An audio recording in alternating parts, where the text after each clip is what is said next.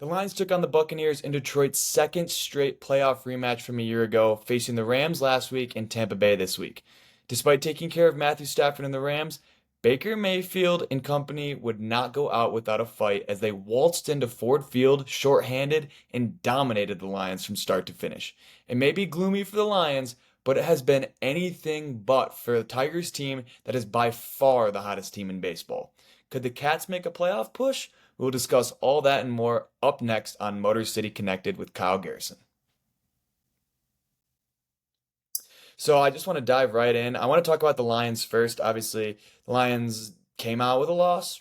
It happens. It's the NFL. It's a really, really tough league to win in. Lions fall 20-16 to the Tampa Bay Buccaneers, led by quarterback Baker Mayfield. A lot of you are familiar with the Buccaneers as they came into town last year in the divisional round. Lions were able to get the job done in a much more meaningful game than the past weeks, but obviously Bucs move on to 2-0, Lions fall to 1-1. It's a home game. You got to have those home games in the NFL with just how tough it is to win on the road, and they couldn't get it done. Tampa Bay out schemed them, out coached them. Their quarterback play was better, and it was just they simply just were the better team on Sunday. I know I like to preach not being negative, so I'm going to try my hardest not to blow a fuse. It's a couple days later. I gave myself a couple days. It's Tuesday that I'm recording this, so it won't be too bad. I've talked about what went well, what did not go well, some players of the game, and then I'll move on to talk about a little bit about the Tigers. I know I haven't touched on them in a while. So, what went well in this game? Obviously, the very first thing that I'm sure that comes to everybody's mind is just the dominance of Aiden Hutchinson. Simply put, he was unblockable on Sunday. They tried to throw double teams at him. They tried to chip him with a tight end and a running back. It didn't work. Aiden Hutchinson is one of the best defensive ends in the league and is looked at as a potential defensive player of the year candidate. And it's unbelievable to watch his development. Obviously, first year, he got his sacks here and there, and his pressures were up. Last year, his pressures were up. Didn't have quite as many sacks as I think a lot of people expected him to, but it comes. It comes with time. And, you look at a Myles Garrett, out of the Nick Bosa, Micah Parsons. It took him a little bit of time to start putting up numbers, and that's kind of where Aiden Hutchinson is starting to get, is that upper echelon of defensive ends in the league, the Max Crosbys. So I just think that Hutch, just on full display how much better he is and just how improved he is over the offseason. He's stronger, he's quicker, he's faster, his spin move is crisper. Just everything about his game is just elevating year by year. So just unbelievably awesome to see Aiden Hutchinson just create such havoc in the game. Obviously, it would have been great to get that win. Couldn't get it done, but something that did go well was just Hutch's overall dominance throughout the entirety of the game. Not even just the first quarter where he had his 3 sacks. He ended with 4.5 sacks. Could have been 5, but just a great performance all around. So shout out to Aiden Hutchinson for kind of carrying that defense for a majority of the day on Sunday. Another thing that went well, Goff did find J-Mo for the deep ball. I know Jared Goff had some rough stats throwing 2 interceptions today. He did have 307 yards, but he threw 55 passes. 55 passes is a ton, and he completed 34. Baker Mayfield, for perspective, went 12 for 19, and Jared Goff threw triple the amount of passes that Baker Mayfield did, and had 120 more yards. So obviously you can look at his stats and you can say, oh, he had 307 yards. Amon-Ra St. Brown did have 119 yards and had 11 catches. That's really, really good. Yeah, that's great if we win the ball game and he doesn't throw 2 picks. Ended with a 61.7 quarterback rating and a 36.4 QBR. That's bad. He played bad, and that's why we lost. Him and Ben Johnson were not on the same page, and it came back to bite him towards the end of the game. That red zone offense was just not great. But like I said, this is supposed to be what went well. And so Goff finds J-Mo on the deep ball early on in the game, which was a really good sign to see. It means that Jameson Williams getting the ball is not a fluke. He's going to get targets. He's going to get the ball, and he's going to make plays. So he did, he ended up with 11 targets with 5 catches for 79 yards. So they are making it a priority to get him involved in the offense, which is a really, really good sign, especially considering coming off of a loss. Next week, they're playing against a Cardinals team that is on fire. Cardinals put up 41 against the Rams last week. So they're going to have to sling that rock, and Jared Goff is going to have to take care of the ball. So JMO is going to be a really, really big part of that. Again, Amon Ra as well, going to be a huge part of the offense next week. He was not very involved at all in the Rams game, but around that third possession of the game on Sunday against the Bucs, you could see him start to get more comfortable. They were making it a priority to get him the ball. They had him on some crossing routes. They had him on a couple out routes just to get him comfortable, get him 10 yards, get him 15 yards, and allow him to kind of just get his feet wet and get in that mid-season form that we know how good he is when he's at that point. So good to see Amon Ra, end up with 11 catches, 119 yards, on a 10.8 average. And that's kind of where he's going to be this year. I think he's probably going to grab a couple more touchdowns. But again, I said it in the offseason, I don't think he's going to be a 1,500, 10 touchdown receiver like he was last year. There's just a lot of other talent on this roster that I think is important to get involved with the Jameson Williams, David Montgomery, Jahmyr Gibbs, Sam Laporta, even, Khalif Raymond and Tim Patrick as well. So we have weapons, and it alleviates pressure from Amon Ra. But again, then there's games where he can come in and he can put up 120 yards on a defense and kind of just make them gear their defense towards him instead of the speed of Jameson Williams or the ability to get to the edge of Jahmyr Gibbs or David Montgomery's ground and pound. When Amon Ra is involved, it just brings a completely different dynamic to this offense. So keep looking for that. I think that's going to be a common theme is Amon Ra kind of coming in and out of the offense in select times, but we'll see how that is distributed throughout the entire year. I think that Amon Ra will not have a game like he did against the Rams last week. I just don't see it happening. He's not a type of guy that's going to be non-existent, but I don't know if there's going to be a lot more 11 catch, 119 yard games throughout the rest of the season. But all in all, good to see him just get involved and get back in the offense. And then it also showed that Jameson Williams and Amon Ra can be involved at the same time and be equally as productive. So which is awesome to see. It's not going to be one or the other. It could be both, which again, another element of this offense that's kind of untapped that could be very, very dangerous in the future. Something that I thought was hilarious. Sione Vaki gets the fake punt pass from Jack Fox on 4th and 12 from, I think, our own 20-yard line. Just absolutely ballsy call by Dan Campbell to go for it there. But it's funny, I saw a tweet last week against the Rams, and it was Sione Vaki lined up on the outside of a punt, and I forgot who tweeted it, but they said, if the Lions play a team where the gunners or the edge rushers on punt are coming hard, Vaki's gonna kind of sneak out of there and catch a pass in the middle of the field. It's exactly what happened. Literally to a T, the exact play that went down was predicted prior to that game. I remember I sent it to my buddies and I was like, he should probably keep this to himself. So good thing the Bucs didn't follow him on Twitter because they would have known that was coming. So yeah, I'm glad to see Sione Vaki kind of get involved. We knew he was going to be a little Swiss Army knife. We knew that he was going to get some touches and he was going to have the trust of the coaching staff. So I'm sure that he'll get more involved throughout the year, which will again help alleviate pressure from David Montgomery and Jahmyr Gibbs. Big momentum shift from Brian Branch getting that interception. They're driving down the field. It's 13-6. They're up by a touchdown. They score on that drive. Who knows what happens in that game? They go into halftime with a 2-touchdown lead. That's a big momentum shift, and Brian Branch is able to pick Baker Mayfield off on just an absolute beautifully timed jump from Brian Branch, and he just kind of skies up there and picks it off, gets the Lions back on the field on offense. And I just thought Brian Branch was exceptional all game. Early on in the game, he had they ran a little play action RPO, kind of a pop pass over to a tight end, and Brian Branch got a hand up, knocked it down. Obviously, he gets the interception off of Baker Mayfield a little later on in the half. But just overall, he has his flashes. He has his moments. Sometimes he over pursues a tackle, but he's going to be a guy that makes plays regardless of if he screws up every once in a while. He's got a really short memory. He's a really smart defender, and just made a great play there. So I love Brian Branch. He's one of my favorite players on the defense. Him and Hutch are just guys that fly around and have a motor that you can't really teach. So good to see from Brian Branch. He gets that interception.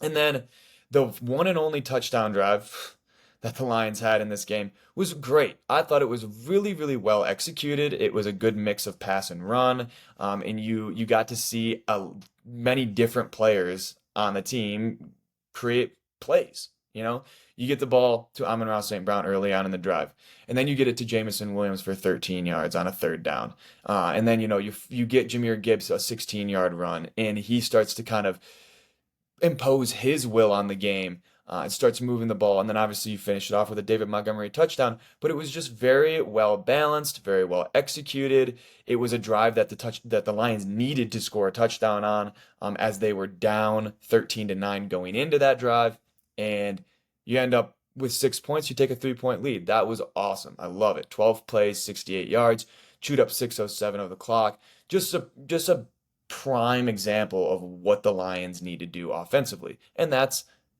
keep the defense on their heels, mix it up, and allow the offense to just kind of steamroll their way down the field. And if someone gets in their way, roll them over like David Montgomery did last week against the Rams in overtime.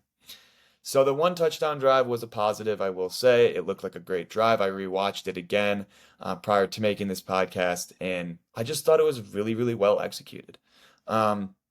Defense was stellar all game, getting us multiple fourth quarter stops, giving us a chance. You give us a stop with about 7 minutes left, offense can't convert.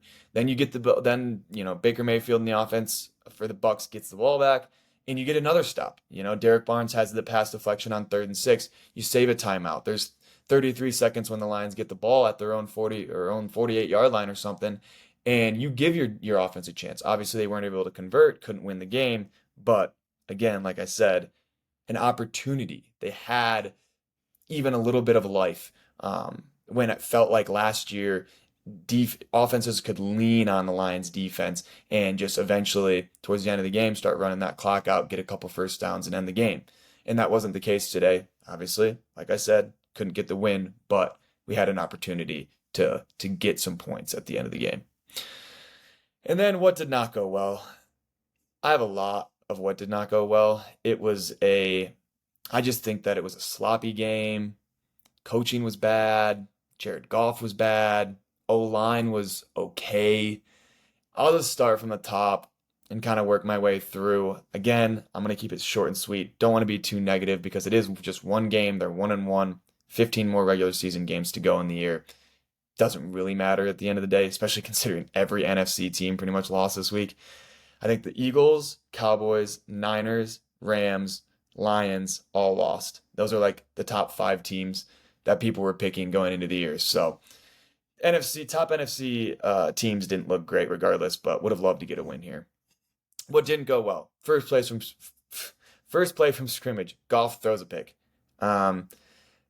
Definitely should have been a PI, but we're the Lions. You're playing 12v11 every single time you step on the field. I mean, as a Lions fan, and I've watched this team for so long, the refs have never given us a break. And we know that. So you have to be ready to play 12v11. The refs are always going to be on the other team's side. Got to move on. Can't make that throw. When you see that he's being held and you see the flag doesn't come out, tuck it. Take a sack.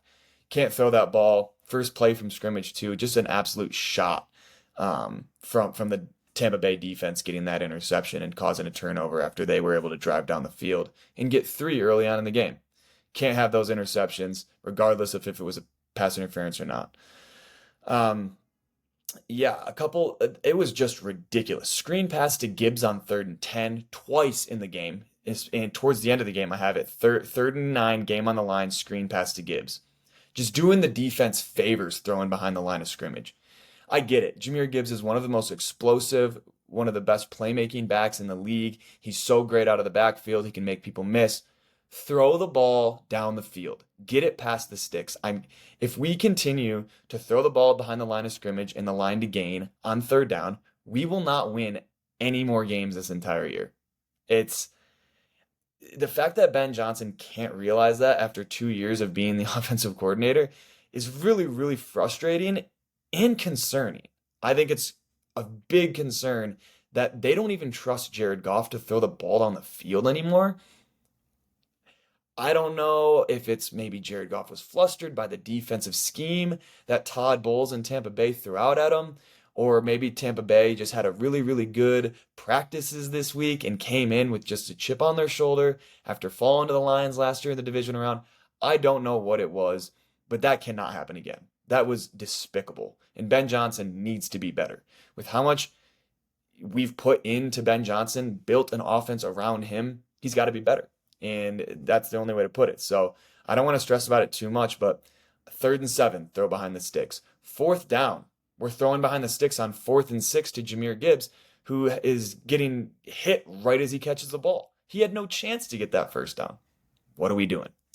So not great. 4th and 7, throw behind the sticks, turnover on downs. 3rd and 9, game on the line, screen pass, don't get it done. 3rd and 7, throw behind the sticks. It's just, and I know Jared Goff doesn't have the ability to make plays with his legs, so it's either you throw the ball or you get sacked. So I'd obviously rather get positive yardage, but it's like, man, we got to figure out a way to get our routes past the line to gain. We can't be running curl routes 3 yards on a 3rd and 7. It's not going to cut it unless you are confident that the linebackers for the other team are incapable of making a tackle, which the Bucs are one of the best tackling teams in the league, and they have been for the past couple of years. That's how they built their defense. So it was just really concerning to watch that unfold throughout the game, and there was no adjustments made. So there's going to have to be adjustments.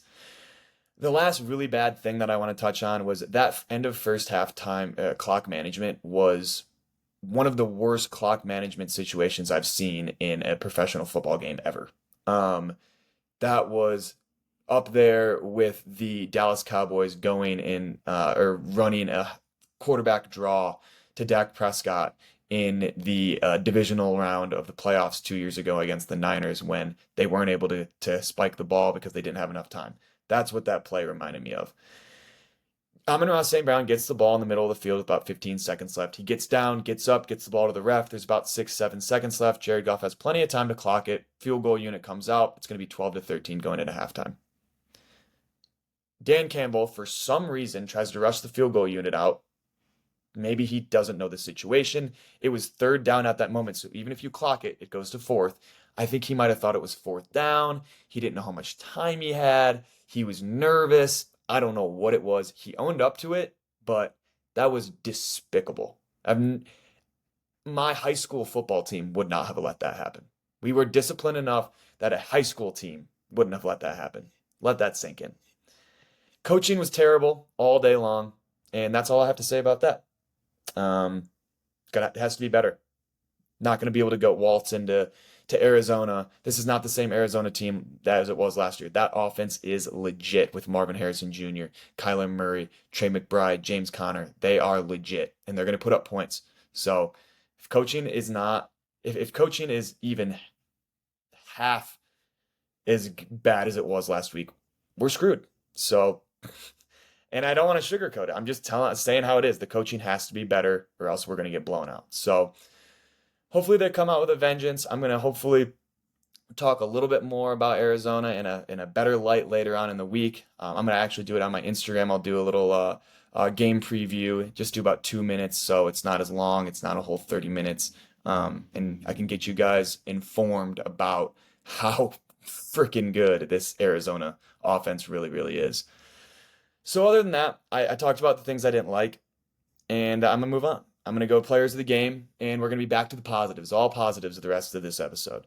Aiden Hutchinson, player of the game, 4.5 sacks, all over the field, 3 sacks in the first quarter, Michigan guy, born and raised. I mean, if you don't just absolutely love to see Aiden Hutchinson succeed in his hometown team, then I don't want to talk to you, because he is just such an electric player to watch. Again, like I said about him and Brian Branch, they have a motor that is unteachable. You cannot teach that type of effort and energy. Aiden Hutchinson is flying around. He's on the field for 90% of the defensive snaps, and he is just so unbelievably dominant that you can try to guard him. You can hope to guard him. That's the best strategy that teams have is, well, what are you going to do about Aiden Hutchinson? Hopefully we can block him. It's simple as that. I mean, it's too hard. I mean, you can have as many schemes as you want against him, geared towards him, but it doesn't really matter. He is so creative with his pass rush ability that he can get about around just about anybody. And I also think that has a lot to do with going up against Penei Sewell on a regular basis in practice. I think that iron sharpens iron is one of the most overused sayings for a reason, because it's true. So Aiden Hutchinson just continues to blow expectations out of the water, and just be the guy that we knew we were getting at that number 2 pick. Another player of the game, Brian Branch with the interception. Talked about the pass deflection early on in the game. I thought that he played really well. I think that he played the nickel very well. He was roaming in that defense. Mike Evans had a hard time getting the ball. Obviously, Chris Godwin ended up being kind of that go-to target for Baker Mayfield throughout the game. But I think Brian Branch did a good job playing help over top on Mike Evans, who's one of the best receivers in the league, has been one of the best receivers in the league for 10 years now. We neutralized him for 3 catches and 42 yards, but I thought he was kind of one of the only pieces in that secondary that really, really played well. I don't think Terrion Arnold had that great of a game. I think Kirby Joseph was kind of pedestrian. I think Brian Branch was one that separated himself. And I think that's kind of how the theme of the year is going to be. It's going to have to be DB room by committee. We're going to have some guys making plays, because at some point, some of those young guys are going to have growing pains, and that's expected. So good stuff from Brian Branch. And then the last player of the game I had was Jahmyr Gibbs. He didn't have a crazy game. He had 13 carries, 84 yards, long of 24. He had 7 catches for 22 yards. He had a pretty good day in fantasy, in PPR fantasy. No touchdowns, but 7 catches is pretty good. Um, I liked how they utilized him. I thought that he did a good job. I felt like it seemed like Demont was having trouble getting a ton of traction on the ground. Granted, I think we should have ran Demont 5, 6, 7 more times, especially earlier on in that game. But I do like Jahmyr Gibbs a little bit better, just overall as a running back. So I'm glad that we got him 20 touches. That's an improvement from last week, an improvement from last year. So glad that Jahmyr was able to have a solidified role in the offense more than he had last week. And I'm sure we're going to see that snap distribution kind of continue throughout the rest of the year. I know I talked a little bit about it and said 60-40, and that's where I'm sticking with. I think 60-40 is what this running back room is going to be, and going to be headlined by Jahmyr Gibbs. So hopefully we can pick it up next week. I'm going to move on to the Tigers now. But Lions, 1-1, tough game, tough opponent, Bucs are good. Bucs have a great coaching staff. Todd Bowles does a great job. Baker Mayfield is really coming to his own in this offense. They've got weapons for him. That defense is stellar. So definitely going to be watching out for the Bucs this year, what they're able to do in the NFC South, in a weak NFC South. So, and let's move on to the gritty Tigers. Man, if you would have told me a month ago that I'd be doing a podcast and I would be complaining about the Lions and using the Tigers afterwards so it doesn't seem like I'm a very negative person, I would have told you you're crazy. But here we are. Since Javi Baez got hurt, the Tigers are 16-7. Let that sink in. Javi Baez was one of the biggest contracts in baseball for the past couple of years. And as soon as he gets injured, the Tigers go on an absolute tear. Have the best month they've had in however many years. One of the hottest teams in baseball, if not the hottest team in baseball. I don't know the actual stats, but since August 22nd, less than a month, Tigers are 16-7.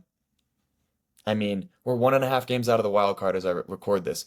And tonight, the Royals and the Tigers will face off again. I know last night the Tigers got the best of the Royals, which was very, very fortunate, especially because the Royals threw Seth Lugo out there as a starter, and Lugo has been one of the best pitchers in the league this year.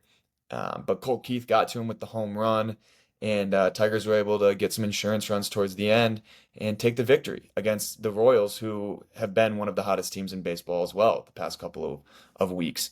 And the Tigers just look good. They look comfortable. They look like they're having fun. The pitching staff is just unbelievable. Chris Fetter is just doing an incredible job. AJ Hinch has been one of the best managers in baseball in the last 2 months. Just hit the way he's managing the game, and his decisions to pull pitchers at certain points, and his decisions to pinch hit Wencel Perez at some points, or Andy Ibanez, they've all worked out very well. So just shout out from top to bottom that organization, and even Scott Harrison, Chris Ilitch. Shout out to them, man. They went out and got our shortstop for this year. They went out and got Trey Sweeney with the Jack Flaherty trade. And I know people were a little mad because we were right on the cusp of selling and buying, and the Jack Flaherty trade kind of looked at as a selling move. But I don't think it necessarily was. You get Trey Sweeney, who's been great for us. Um, you get a couple minor league pieces who have looked really solid so far. And Jack Flaherty's still on a 1 year deal. You could potentially still pick him up this offseason, bring him back to Detroit. Anyways, other than that, I know I just went on a little tangent there. I do want to talk about a little bit just what's been going on and kind of the rest of the season. Um, I want to talk about how we would make it. These are the things that would need to happen for the Tigers to make the playoffs. They're 1.5 games out of the wild card right now, behind Minnesota. Minnesota does hold the tiebreaker. So the Twins technically are 2.5 games above, but they're playing like trash. They have looked really, really, really bad lately. Their pitching is kind of imploding, and their bats have not been nearly as hot. Carlos Correa is struggling, and just the overall, they just don't look nearly as good as they did early on in the season. So Riley needs to keep being Riley. 2 home runs the other night against the Orioles to get the win there. Riley has to be Riley. If he continues to have as hot as a bat as he's had all year, then I don't see why the Tigers can't make the playoffs. He's one of the most exciting young players in the American League Central.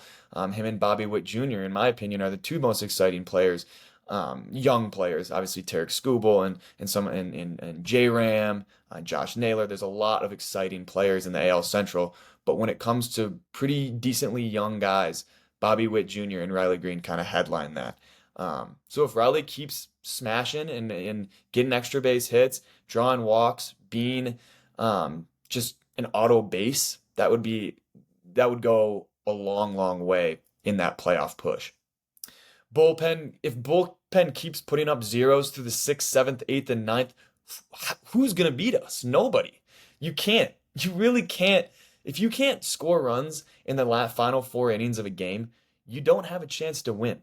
And AJ Hinch is continuing to throw out the correct bullpen pitchers every single time. We have guys that I didn't even know were part of our minor league system that are out there throwing scoreless innings. It's ridiculous. I mean, you had Sean Gunther go in there yesterday. Obviously, he gave up the earned run, but he goes almost 2 innings, gets a couple outs, only 2 hits. You get Ben Hanafy out there who has an earned run. Then you end the game with Will Vest who goes .2. Then you have Bo Brisky who goes 1. Then you go Jason Foley who goes 1, and they all get outs. It's a thing of beauty to watch a bullpen operate the way they have. And especially considering Will Vest, 3.05 ERA, he's played all year. Bo Brisky, 3.84 ERA, has played all year. Jason Foley, 3.02 ERA, has played all year. All these guys have been key aspects to this bullpen, and they're still putting up incredible numbers, getting the swing and miss stuff. The strikeouts are there, and it's just put so much pressure on a team to score runs early on in the game, because when they know they can't score in the 6th, 7th, 8th, 9th, even 5th sometimes, it takes a toll on a team. It really, really does. So AJ Hinch just got to keep throwing the right pieces, the right bullpen pitchers out at the right times, and it's working. So if it ain't broke, don't fix it. I love what we're doing with our pitching staff. I think Chris Fetter is a absolute guru, and I'm just so excited to watch this team in their final 12 games. I'm sad that baseball season is coming to an end, which has never been the case for me in my entire life. The Tigers haven't had a winning record since 2016. 8 years. So it's been a long time coming. Let's enjoy it. Let's soak it up. Let's enjoy it. Hopefully we can make a push into the playoffs. Who knows? Nobody, I'm telling you right now, not a single team in the AL wants to face Tarek Skubal in a playoff game right now. Not even a little bit. So let's just keep pushing on the gas, and maybe we sneak in. Why not us? Why not? One thing I want to just touch on is we don't control our own destiny. If you don't know what that means, essentially it means we can't just win every game and be in the playoffs. Unfortunately, that's not how it works. With the Twins having a 1.5 game lead on us, they somehow would have pulled off every single game for the rest of the year, and so did we. They would still make it over us. Control what you can control, though. That's a big thing for baseball because it's a long, long season, and you never know what a 10-game stretch can do for a team. I mean, look, the 16-7 since August 22nd has brought us from 9.5 games out of the wild card to 1.5 in like a 3-week, 4-week span. So you never know what can happen in baseball. It sucks we don't control our own destiny, but Twins stack together some losses. They've got a tough schedule coming up. They play the Guardians for a 4-game set, and then they get the Orioles as well. You never know. Twins could stack together some losses. We just got to keep winning. Another reason I think we can make it is because of how high the energy in that locker room slash dugout is. I mean, those boys are very tight-knit group, and they can feel it, obviously. You know, when you're in that locker room and you're 10 games below 500 2 months ago, and now you're sitting 5 games above, there's a big shift in the energy and just the mentality in that locker room overall. I saw a video that Johnny Kane posted from yesterday, and it was during the Tigers' comeback after Bo Brisky kind of got off that lead off. He got out of that lead off first and second in the eighth and was able to get multiple outs and end the inning. And he's coming through that, and he throws a 100-mile-an-hour fastball too. Holy crap, Bo Brisky. Where did that come from? 100-mile-an-hour strikeout. Awesome. But anyways, we see Bo Brisky coming through the dugout. Everyone's giving him high fives. You hear in the background, people are going, woo! Like, people are excited. You got players that are just ready to win. It's fun winning games. It's fun being this close to making the playoffs. It's fun being a team that MLB.com is posting all the time. We're an exciting young team, and that energy is so infectious. You can just tell they are on a completely different level than they were even a month ago. So awesome to see. You just love morale being high in a locker room, whatever sport it may be. So Tarek Skubal, he gets 2 more days. He'll pitch on Wednesday. I'm recording this on Tuesday. This is a Casey Mize day. And then Tarek Skubal will get Wednesday. I'm sure he'll get at least one more start throughout the year or throughout the end of the season. We play the Orioles again. We got KC for 2 more. And then you have Tampa Bay and Chicago White Sox for your final 6 games. All 6 of those are very winnable. So we have a schedule that is not too bad. And let's stack together wins against these next 2 opponents, against the Royals and the Orioles, because those are both playoff teams. And then hopefully we can beat up on the Rays and the White Sox, who are clearly inferior opponents. So fun to see. And then the last thing I want to talk about is just what a playoff push means for this core, this fan base, management, everything.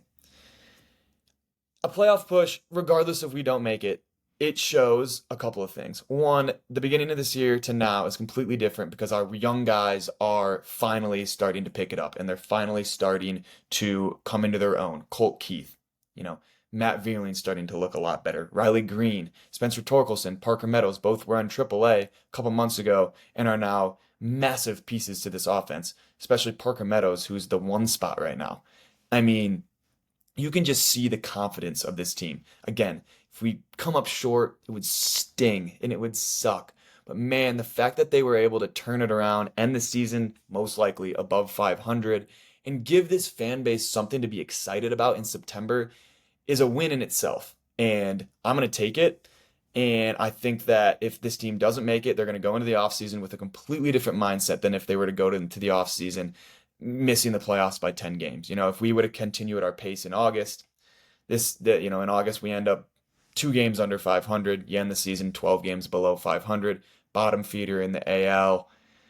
You don't have a lot of traction going into the offseason. You don't have a lot of people foaming at the mouth to come play in Detroit. But now you got a team that the Gritty Tigers. Who doesn't want to come play for the Gritty Tigers? Like, we are such a fun, exciting team. The only problem is our ballpark is big.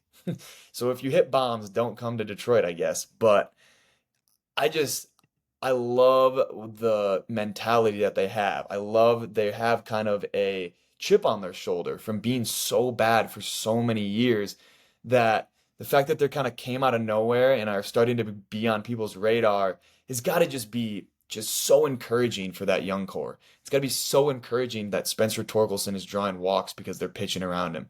And you got Riley Green, who they won't even they'll start the game off throwing him four balls in a row. It's you can see that teams are starting to respect them, and with that comes success. This has already been a 35-minute podcast, so I want to kind of wrap it up. But big week this week for the Tigers. Got to get some wins against the Royals and the Orioles this weekend, and then you kind of have an easy schedule down the stretch if you can pull out three out of the next four, or four out of the next five, or whatnot. So let's go Tigers. Let's go Lions. Hopefully Lions turn it around this week and can come out against Arizona and look a lot sharper, especially on the offensive side of the ball. Would love to see Ben Johnson kind of come back to what we know he can be. So that's all I have. This has been Motor City Connected with Kyle Garrison. Tune in again next week as we will talk about the Lions and Cardinals game. And tune into the Instagram as well, as I'm going to be posting more reels just talking about Tigers, Lions, Pistons, Red Wings, whatever it may be, any news. Maybe it's Lucas Raymond re-signing with the Wings yesterday. Just anything. And I want to keep you guys as updated as I possibly can and try and grow my personal brand. So thank you guys for the support. This has been Motor City Connected with Kyle Garrison. Catch you next time. Peace.